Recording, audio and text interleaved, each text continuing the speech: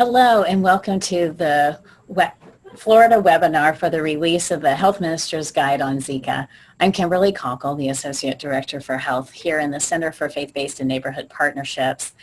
We took a few minutes to make sure people could get in, so thanks for your patience.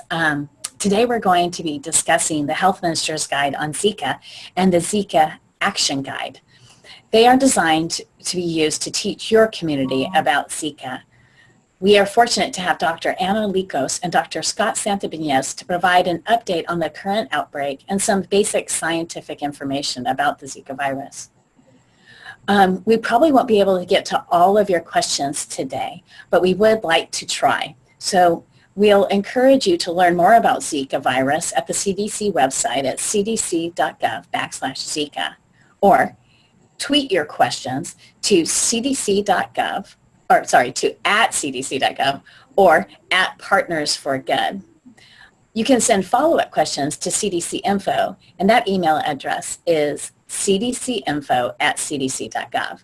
And if there happen to be media on the line, please call the CDC press office at 404-639-3286. We'll post a transcript of the call as soon as possible.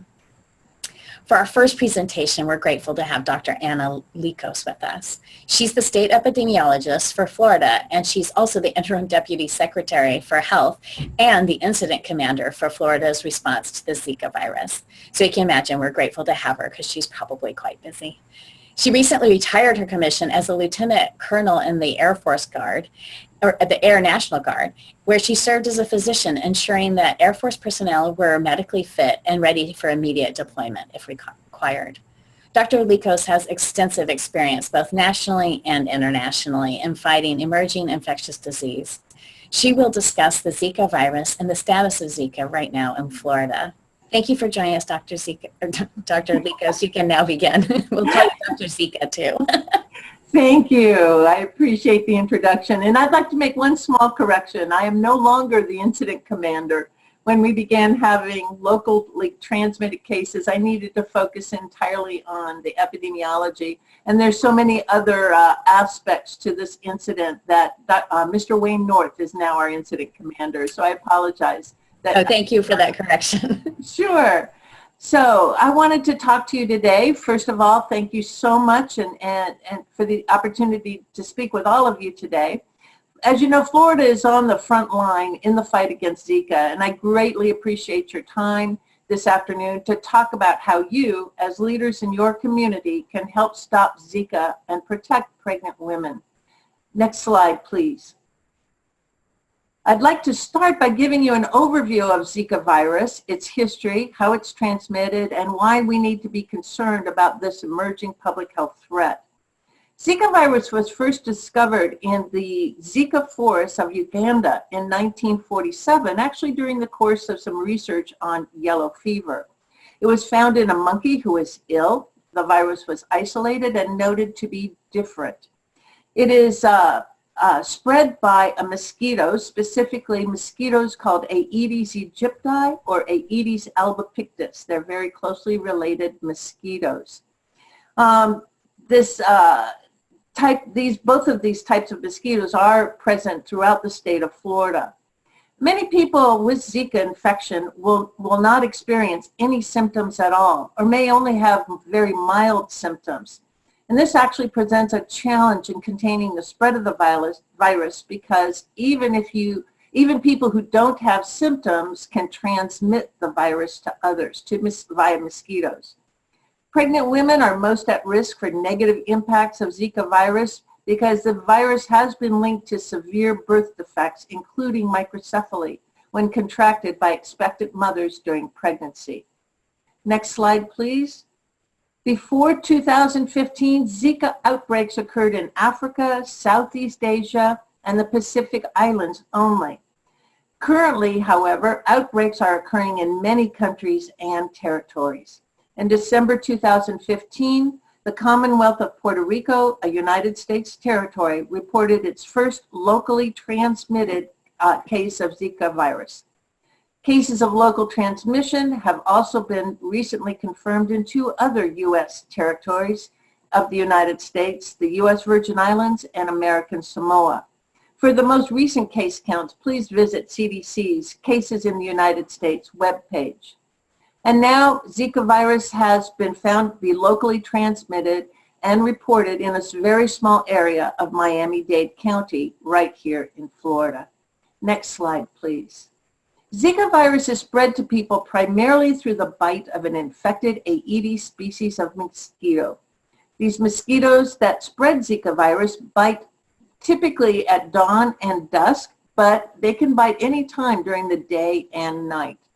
A pregnant woman can pass Zika virus to her fetus during pregnancy or around the time of birth, and we are studying how Zika affects pregnancies in conjunction with the CDC.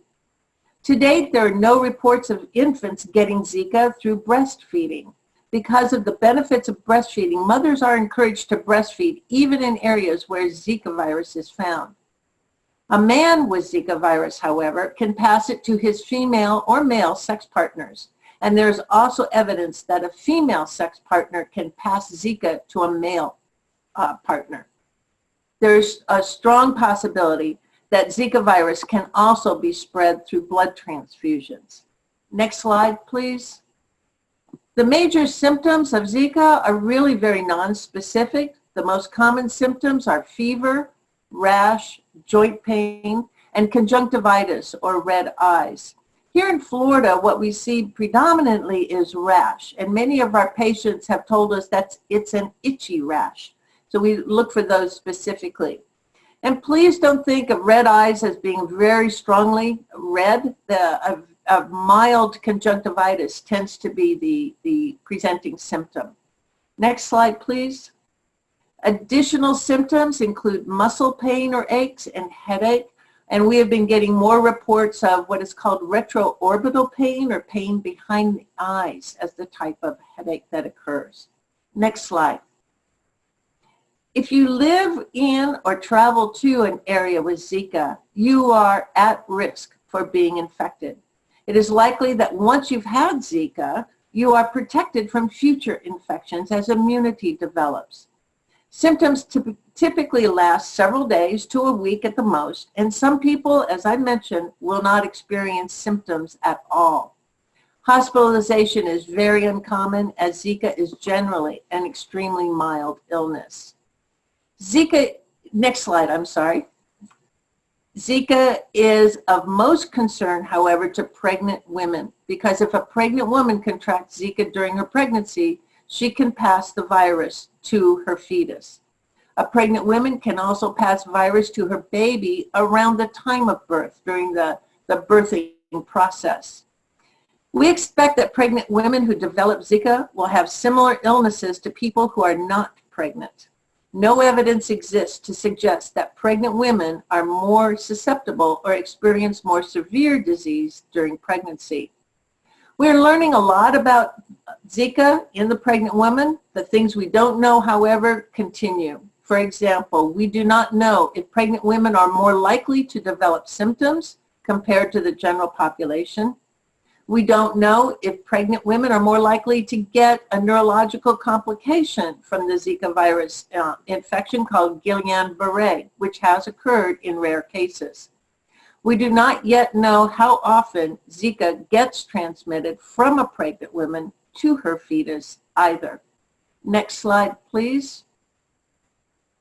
Zika infection during pregnancy can cause microcephaly and other severe fetal brain defects. Microcephaly is a birth defect where a baby's head is smaller than expected when compared to babies of the same sex and age. Babies with microcephaly often have smaller brains that may not have developed properly. Recognizing, however, that Zika is a cause of certain birth defects does not necessarily mean that every pregnant woman infected with Zika will have a baby with microcephaly or any birth defect.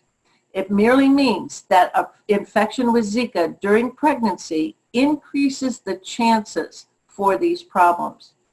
There is no evidence that a previous infection will affect future pregnancies. Next slide. The most severe birth defect caused by Zika is microcephaly, but other problems can arise, such as miscarriage, stillbirth, absent or poorly developed brain structures, eye defects, hearing deficits, and impaired growth. There are no reports to date of any infant getting Zika through breastfeeding. Next slide, please. Although Zika virus has been around a long time, since 1947, this is the first time we have had such a large-scale outbreak of the disease in various countries and territories. So it feels new to those of us in the United States. At this time, there's no specific treatment for Zika virus infection, nor is there a vaccine to prevent infection in the first place. Zika patients are advised to treat their symptoms, get rest, and drink plenty of fluids. Research into a vaccine is underway, but even if everything goes very smoothly, it will be at least 2 years before we could see a vaccine on the market. Because a vaccine is such a long way off and Zika is not going away, it is critically important to educate the public about how to protect themselves. Next slide, please. CDC is a valuable partner in Florida's efforts to contain and prevent further spread of Zika virus. CDC has provided Florida with $9.5 million in funding specifically for Zika preparedness and response. They have provided CDC experts to assist with our investigations. And as well, they've provided Florida with supplies to expand our laboratory testing capacity and support to help process tests accurately and quickly. In addition to what CDC is doing to help Florida, they also post travel guidance, conduct studies, and educate healthcare providers and the public. Next slide, please. CDC works with states to monitor and report cases, and they assist with developing action plans for state and local health officials to improve Zika preparedness. They publish guidelines on testing and treatment of people with suspected or confirmed Zika, and public information on the link between Zika and microcephaly. Next slide, please. States report both travel-associated and local cases of Zika to CDC, and CDC reports that information on their website. Florida puts out a daily Zika update every weekday in the afternoon that includes our current count of travel-related cases, local cases, and the number of cases involving pregnant women. Several thousand locally acquired cases have been reported in the U.S. territories, including Puerto Rico, the U.S. Virgin Islands, and American Samoa. As of yesterday, September 20th, Florida is the only state that has reported local transmission. Next slide, please. Florida currently has confirmed ongoing local transmission of Zika virus in about a 4.5 square mile area in Miami Beach, located between 8th Street to the south and 63rd Street to the north. This is the second area of local transmission in Miami-Dade County. The first area was in Wynwood, which was a small, approximately 1 square mile area. The Wynwood zone, however, was lifted. The restrictions there were lifted last Monday after 45 days with no evidence of active transmission. This does not mean that Miami-Dade and the Wynwood area is Zika-free, however. All of Miami-Dade County remains at high risk. Miami Beach is at extremely high risk, is the way we prefer to look at it.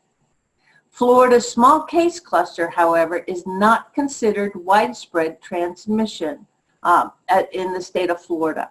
Next slide, please. As of yesterday, September 20th, Florida has 671 travel-related cases of Zika in non-pregnant individuals. The majority of these are in Miami-Dade County, but 37 of our 67 counties have reported cases of travel-related cases. We have 89 locally acquired cases in Miami or in Florida residents. In addition to this, we have 10 cases that have occurred in visitors to our state, located both internationally and in other states within the United States. We have 87 pregnant women that have laboratory evidence of Zika infection, and we monitor these women closely to determine their birth outcomes, and we connect them to any services if they are needed. There are the majority of our local cases are in Miami-Dade. The department is investigating 1 case in Pinellas County and 3 cases in Palm Beach County. The department conducts thorough investigations around each case by interviewing and testing close contacts, both at work and at home, as well as, in some cases, community members that may be living in the neighborhood. This process helps the department determine if additional people are infected, and knowing if additional people are infected gives us the information we need to determine if local transmission of Zika is ongoing in a specific area. The department is currently conducting 10 active investigations, 6 in Miami-Dade, 1 in Pinellas County, and 3 in Palm Beach County. In some cases, most instances, cases end up being single cases, isolated incidents with no evidence of ongoing local transmission. Next slide, please. I thank you all so much for your attention. I'd be happy to answer any questions at this time. Thank you. Thank you, Dr. Likos. We appreciate you being with us, and we will hold questions until the very end. But if folks have questions, we invite you to please write them in the corner of your screen. There's a little chat box that should be on the right-hand corner, kind of out the bottom. Please just send your questions to us, and we'll do that at the end of our call. Thanks again, Dr. Likos, and we'll look forward to hearing more from you in just a bit. I'm excited and grateful to my colleague, Dr. Scott Santibanez, for being with us today. Dr. Santibanez is the Associate Director for Science in CDC's Division for Preparedness in Emerging Infections. He has extensive experience working with many diverse community and faith-based organizations to promote health. In his life outside of CDC, Scott has served as a volunteer physician for over 15 years, providing primary care to underserved populations in the Atlanta area. He holds master's degrees and doctoral degrees from seminary and is active in his local congregation's community service efforts. Dr. Santibanez is a beloved colleague of mine, and I'm grateful for his leadership, knowledge, and passion and dedication. Dr. Santibanez will now talk about the important role health ministers play in fighting Zika. Thanks, Dr. Santibanez. Well, thank you, Kimberly, and good afternoon.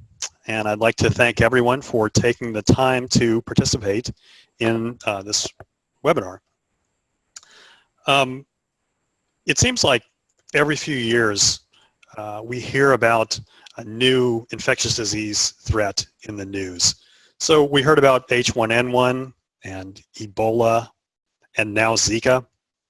And if you don't have a healthcare background, it can be hard to know what to make of all these news stories. And to be honest, even for those of us who do have a healthcare background, it's hard to keep up on all the new information that's always coming out about diseases like Zika. So you may wonder, should I be concerned about Zika? Well, our colleagues at the Department of Health and Human Services have developed 2 new documents that can help you to answer this question. The first of these is a Health Minister's Guide on Zika. And this is actually one in a series of guides on a number of different health topics.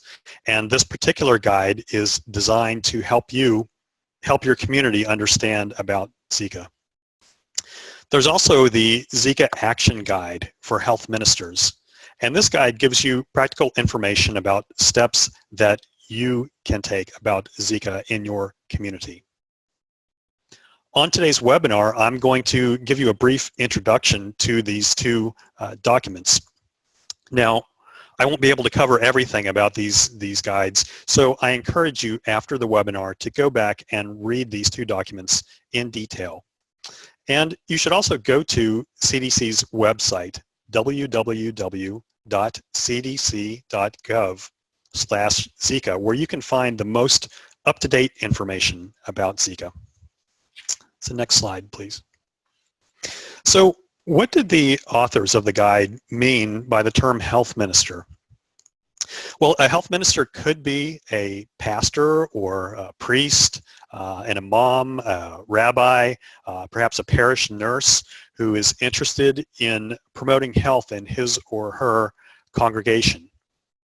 But really, this could be anyone in the community who is interested in health. So we hope this information is useful to you if you happen to be the leader of a faith community, but it also should be of value to anyone in the community if you're interested in promoting health and making your community healthier. As community leaders, you have an important role in this fight against Zika. People in your community trust you, and they may come to you for advice. You understand the local culture, and even more than understanding that culture, you understand the anxiety, the concerns and worries or fears that a woman or a couple may have about Zika and how it might affect their pregnancy. So you can show compassion and sensitivity as people learn more about this disease. You may also have an important role in your community reminding people about the needs of those who are the most vulnerable among us and helping to give a voice to people who don't have a voice. So you can help your congregation and community to understand that Zika can affect the most vulnerable. Next slide, please. So as I mentioned, people in your community trust you and they may come to you for advice. Now, when people face a big life decision, when they go through a major event or even experience a tragedy, they're likely to turn to someone they trust. So, for example, this could be their rabbi or their pastor or their priest. And you may find that you're actually the first point of contact for health questions. Even if that isn't your background or your main area of training. So if you're like me, when you know that people may ask you about a topic, you want to do your homework. You want to read up on that topic. You want to look at the facts for yourself so you understand about that issue. So it's important to become knowledgeable about diseases like Zika. It can be a challenge, though, to know where to find reliable sources of information. And this is where the Health Minister's Guide can help you. The guide explains why Zika is dangerous. It explains the role that you can take and how people can reduce their risk of getting Zika. As Dr. Likos mentioned, this virus was first detected in 1947. And over the years, over the decades, there have been some smaller outbreaks, but it's only been recently that this virus became more widespread in South America and more recently spreading to the United States. Most people who get infected with Zika won't have any symptoms at all. And even for those who do get infected, the symptoms tend to be generally mild and they recover with some supportive care. The next slide, please. Now, the main concern is the effect that Zika can have on pregnancy. Zika infection in pregnancy can cause microcephaly and other severe fetal brain defects. So microcephaly is this condition where the brain of the fetus has not developed properly during pregnancy. So the baby's head is smaller than expected when compared to babies of the same sex and age. CDC and other scientists have spent many months researching the question of whether Zika is a cause of microcephaly. And in fact, there's been a lot of evidence and data that we found over the past months of studying this. Most notably, we found evidence of the virus in the brain cells of fetuses who had microcephaly. I was just 2 days ago, I went over some of those slides with one of our pathologists here at CDC, and you can clearly see the viral particles in those brain cells. When we combine this with other pieces of evidence from our research, it's a compelling case, compelling proof that Zika is a cause of microcephaly. The timing that the infection occurs relative to the brain development aligns and makes sense. Generally speaking, we know that other viruses can cause birth defects, so there's a biologic plausibility to it. And we've also considered whether there are other potential explanations for microcephaly, other factors to take into account. And after researching these other possibilities, none of them conclusively showed a cause of microcephaly. So there's compelling proof that the Zika infection is a cause of microcephaly. Well, how do we avoid microcephaly? People primarily get infected with Zika virus in one of two ways. They can be bitten by a mosquito that is carrying the virus, and they can get infected through sex. Next slide, please. So the easiest way to avoid being bitten by a mosquito that's carrying Zika is just to avoid those mosquitoes altogether. We recommend that pregnant women avoid travel to areas with ongoing Zika transmission. These areas with ongoing transmission can change over time, so we encourage people to look at the CDC website where you can find information about areas with active transmission.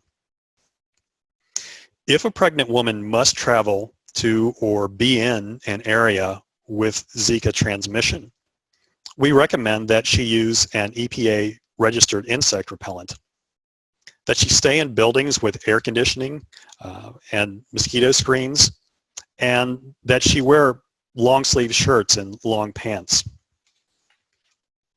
Next slide, please.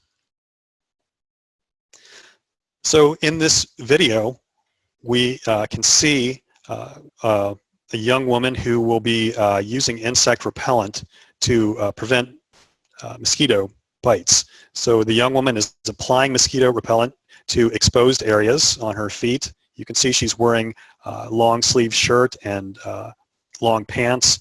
She's applying the repellent to her hands, and also she will apply additional repellent to her neck and her face, really any areas with exposed skin to prevent being bitten by mosquitoes. Now, preventing the sexual transmission of Zika, as you know, is a sensitive issue. The science, the research shows us that Zika can be spread through sex. So it's very important that pregnant women understand how to prevent sexual transmission of Zika so that they have the information they need to protect their fetus. Now, how and when these discussions take place, of course, depends on the local culture and the local context. So this could involve you as a health minister having candid conversations with women and couples about Zika, if that's appropriate in your context. On the other hand, you could create an environment. You could invite in others, say from the health department or a local doctor or nurse or a health educator who could answer questions that a young woman or a couple may have about Zika, perhaps in a more private setting. So, for example, I have a pastor friend who, when it comes to talking about preventing the spread of another virus, of HIV, and my friend is really quite comfortable having candid conversations with his congregation about that topic. And if that's the way things are in your context, then that's fine for you to have those conversations. However, I know other pastors who will say, we're not going to talk about that subject during services. It wouldn't be appropriate in our local setting. But those same pastors will say, you know, what we would be willing to do is open up our building for some meetings.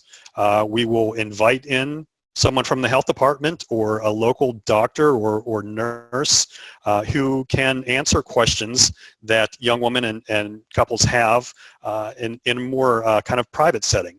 So you could have those conversations, or you could help to create an environment where others, doctors, and so forth, are able to address those issues, depending on your local culture and context. An added benefit that you can have as a health minister is, again, understanding the anxiety, the fears, worries, or concerns that a woman or a couple may have about Zika and how it can affect their pregnancy. So you can show compassion and sensitivity as they learn more about this disease and make important decisions. The next slide, please. You can refer to the Health Minister's Guide on Zika and the CDC website for specific and detailed information about preventing sexual transmission. Keep in mind the overall goal is to prevent birth defects by educating women who are pregnant, and even those who could become pregnant, about how to protect themselves from Zika. Decisions about pregnancy are personal, they're complex, and they're best discussed with a trusted healthcare professional. But you as a health minister can have an important role to play in this process. So, for example, let's say you have a pregnant woman in your congregation. She has some concerns about Zika, she has some questions, and she's wondering if she should go and talk to her doctor about this. You can tell her that, yes, this is a serious issue. Encourage her that she should definitely go talk to her doctor or nurse about this. Make sure that she asks questions and gets her questions answered. You may help her to write down her questions ahead of time to make sure that everything that she's thinking about gets captured. And you can also help to reinforce the public health messages that doctor or nurse gives her. So you can help to encourage her and promote those good health messages that she receives from the doctor. Next slide, please. As I mentioned, you may have an important role in your community reminding people about the needs of those who are the most vulnerable among us. So for a pregnant woman or a woman who is thinking of becoming pregnant, her pregnancy and the health of her fetus is potentially at risk from Zika. So we can see how Zika affects the most vulnerable among us, those infants who are born with microcephaly.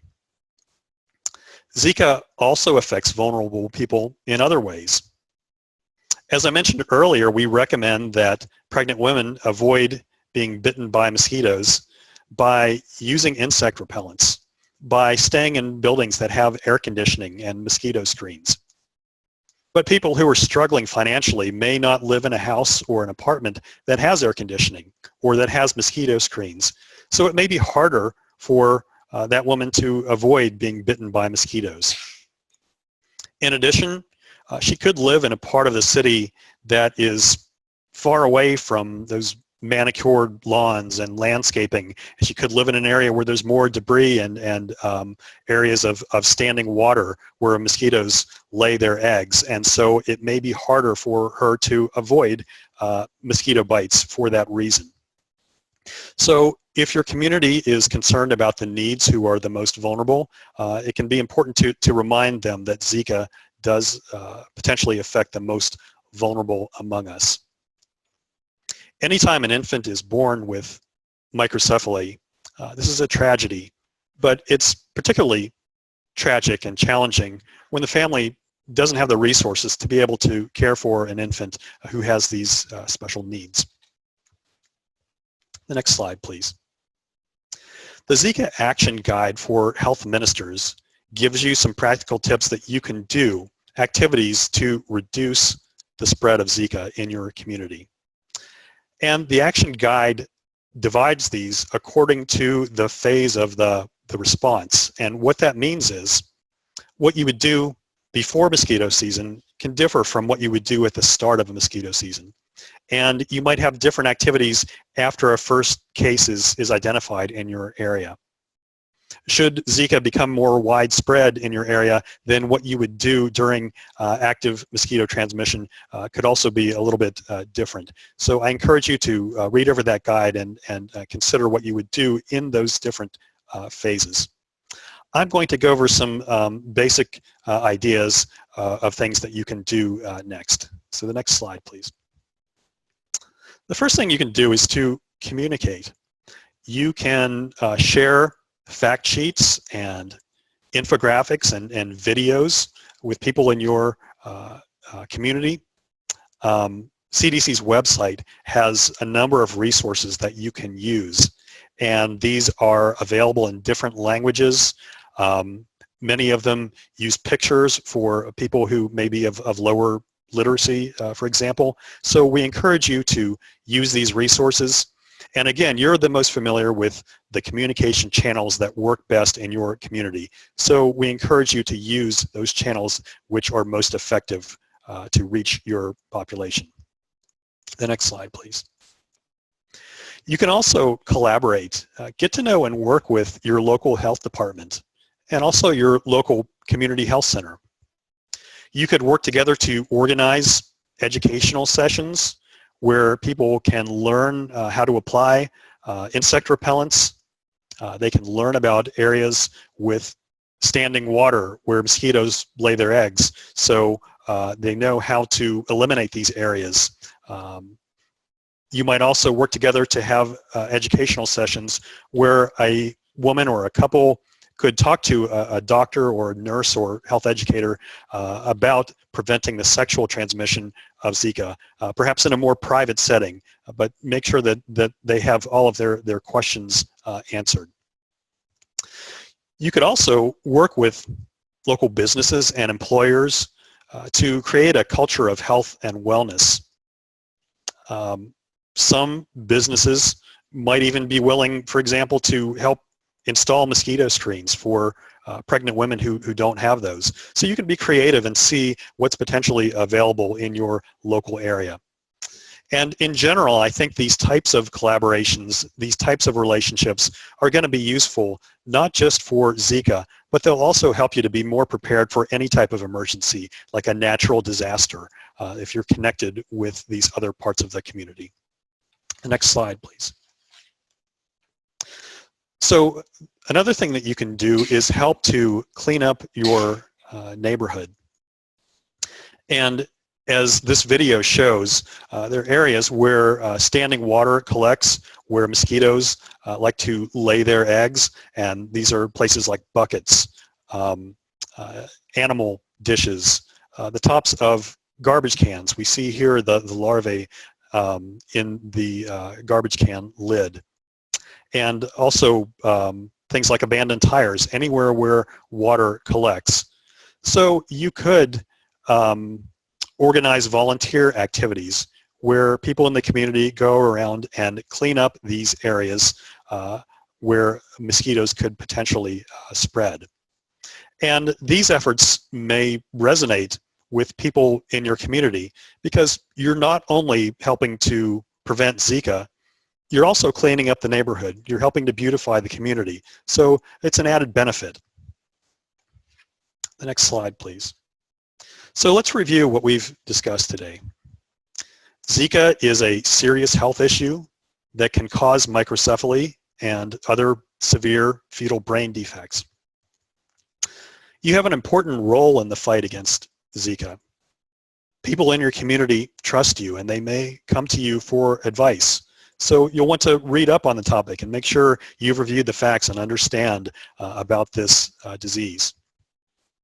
You understand the local culture and you understand the anxiety and worries and fears that a woman or a couple may have about Zika and how it might affect their pregnancy. And so you can show compassion and sensitivity as people learn more about this disease. You may also have a role in reminding your congregation and your community about the needs of those who are the most vulnerable, and you can help them to understand how Zika can affect the most vulnerable among us. So again, I'd like to thank you for taking the time to join us on this webinar. And again, I encourage you to go back and read the Health Minister's Guide and the Action Guide for Health Ministers closely, and also go to CDC's website where you can find the most up-to-date information about Zika. Thank you. Thank you, Dr. Santibanez. We appreciate your expertise. We'll now transition into our question and answer session. To ask a question, I was wrong last time. It's actually for you guys in the upper corner. But if you'll just type your question into that chat box, we will direct your questions to the right panelist. So let's pause just for a moment to get some questions going. And Haley, will you please let us know when you have our first question? Yes, we have our first question. It is from Public Affairs, and this is most appropriate for Dr. Lykos. Is Florida educating citizens on how to prevent the spread of Zika through sexual contact?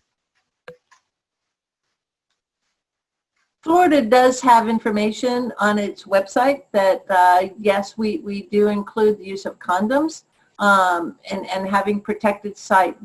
We follow the CDC guidelines in terms of individuals that have traveled to a location, be it Miami Beach or outside of the U.S., where ongoing Zika transmission is occurring. And so we follow those guidelines and encourage people that are returning from travel to use condoms for the specified period of time upon return, depending upon if they have been diagnosed with Zika or not. Those guidelines are on our website at floridahealth.gov, as well as the CDC website, and I encourage people to look at those recommendations. Thank you. Our next question is from Jonathan Lynch. How do we use religious terms to motivate people to protect against Zika? And either one of you can chime in. Well, I'll say a few words about this, and Dr. Lykos may like to add to that. I think that there are some concepts that resonate with communities that can lead them to want to take action against Zika. And one of them that I mentioned is the fact that Zika potentially affects the most vulnerable people in our communities.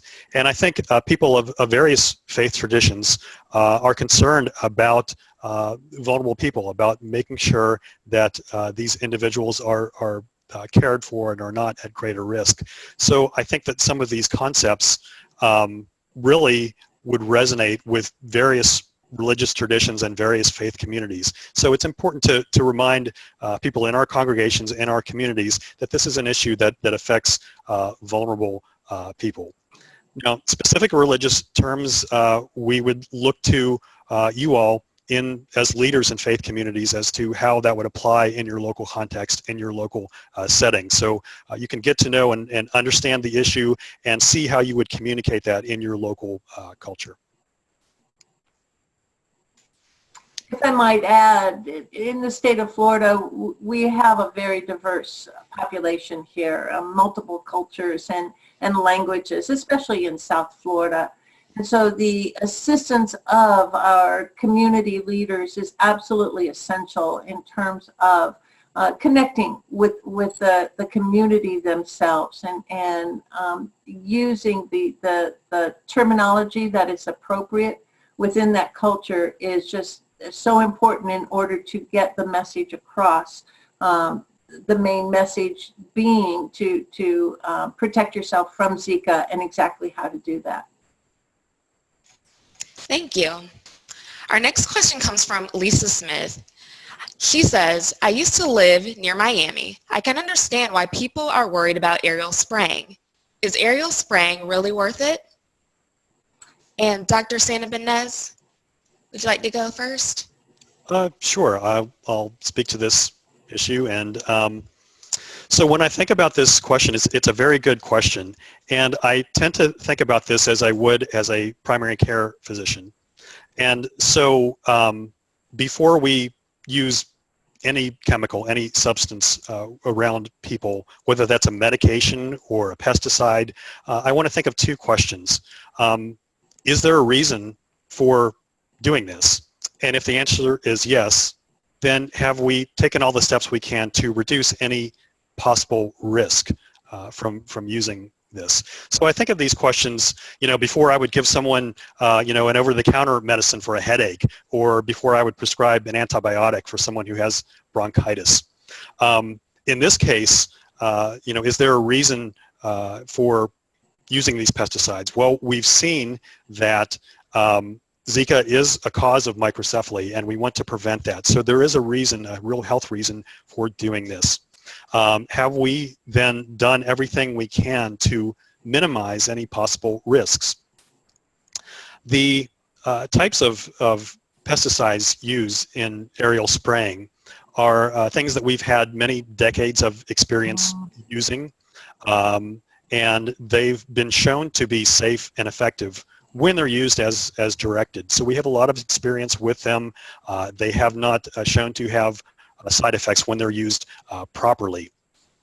And even with that in mind, we use them only when needed. We use them as part of what we call an integrated mosquito control program. So that involves some of the activities that I mentioned earlier, identifying those areas of standing water where mosquitoes tend to lay their eggs and cleaning up those areas. So that's part of it, using insect repellents. And we would tend to use the aerial spraying, the pesticides, only when there are a very high number of mosquitoes, and we want to rapidly reduce those to prevent disease. So only after we've tried to use as much of these other steps as possible. So as much as we can, is there a reason to do it, and have we taken all the steps to minimize any potential risk at all? Thank you. Our next question is, the travel advisory to Wynwood was recently lifted, but the one in Miami Beach was expanded. What does this mean? What other areas are at risk? And that's to me, I assume? Yes, Dr. Lycos. You're right. The travel advisory for Wynwood was lifted on Monday.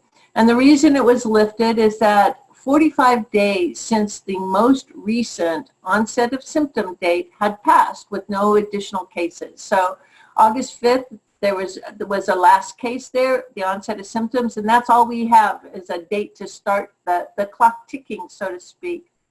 In Miami Beach, the transmission, we're still finding cases with more and more recent onset of symptom dates.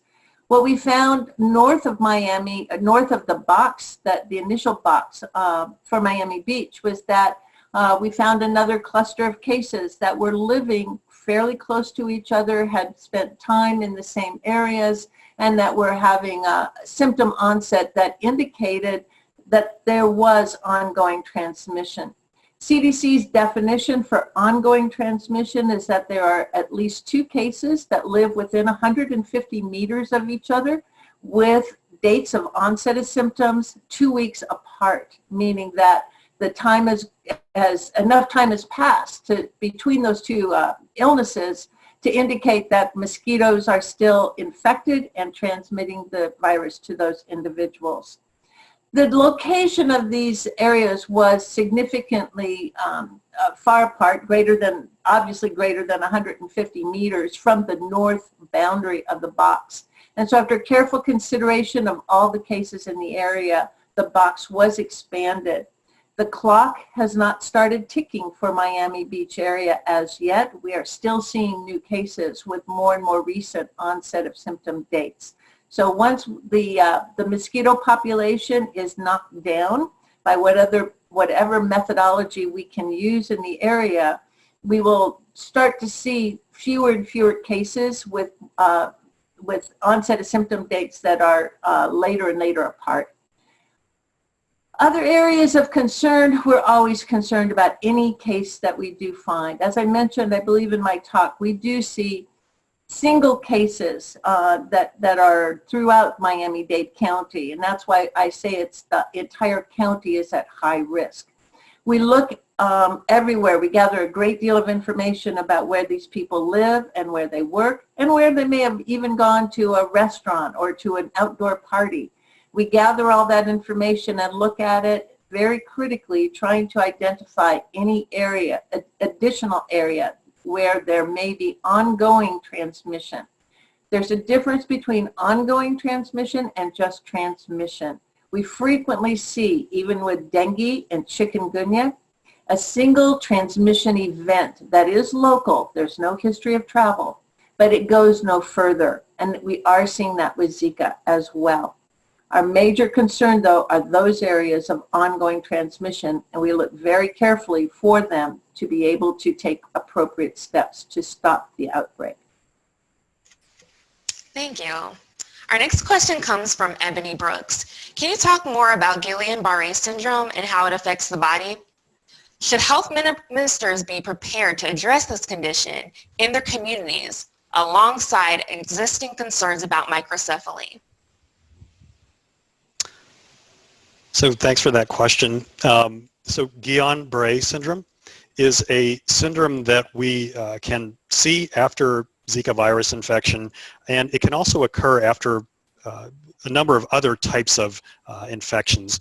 And this is a condition where the body's own immune system is reacting and causing paralysis. It can, depending on how quickly that spreads, it could even affect a person's ability to breathe, the respiratory muscles, and could, in that case, be potentially life-threatening. But most people generally recover from Guillain-Barré syndrome.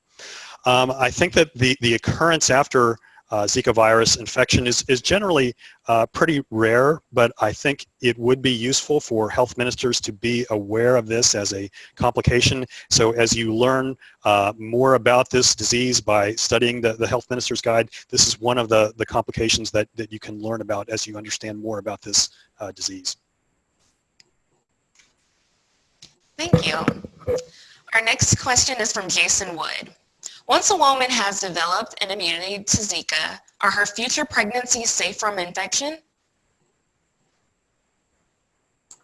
I believe the data so far indicates that yes, that once a woman has become immune to Zika virus, we expect that no ill effects will be present in future pregnancies. Remember, though, that this is a new virus. We are learning more about it every day, and that expectation can change. Thank you.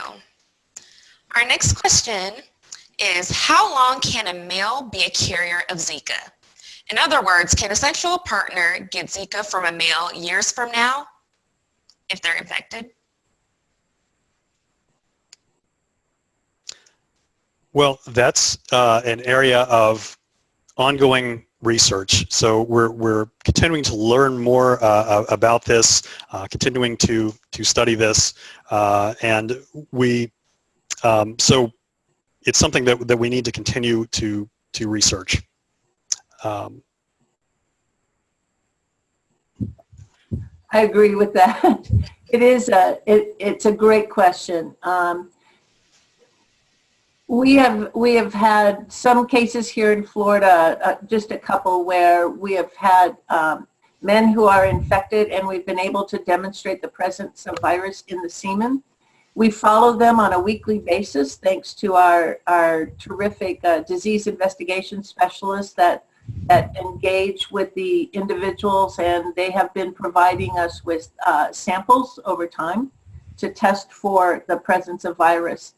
We usually test until there are at least 2 negative samples to document how long the virus is present.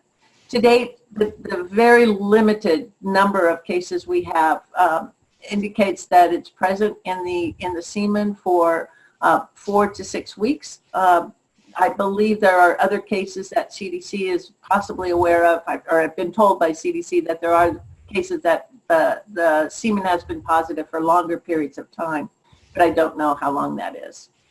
And so I would just add that I won't go into a specific date or length of time, but I encourage you to look at CDC's website as we gain more information about this.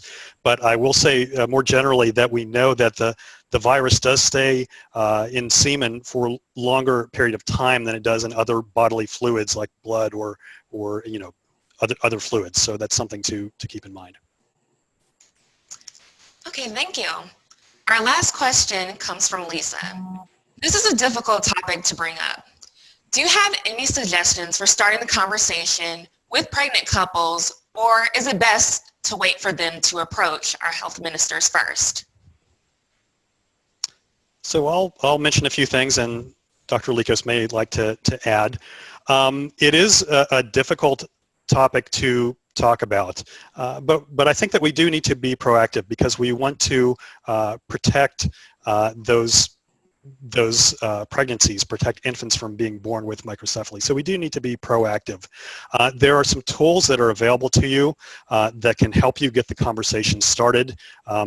As I mentioned, CDC's website has a lot of communication resources, fact sheets, and so forth that you can display in your building, that you can hand out, and encourage people, if they have questions, to come with those questions and talk more about it.